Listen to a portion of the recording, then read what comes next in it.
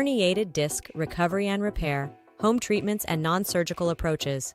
A herniated disc occurs when the inner portion of the disc protrudes, leading to symptoms like pain, numbness, and muscle weakness.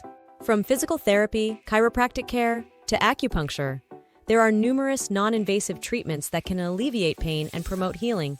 Maintaining good posture, setting up an ergonomic workspace, and adopting a nutrient-rich diet are pivotal for a healthy spine. Regular exercise, weight management, and tuning into your body's signals can prevent future herniations and ensure long-term spinal health. Every twinge in your back, every sharp sting shooting down your leg, it's not just some pain.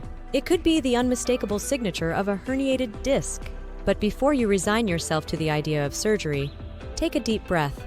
There's a world of home treatments and non-surgical strategies waiting to be explored, each promising not just relief, but genuine healing.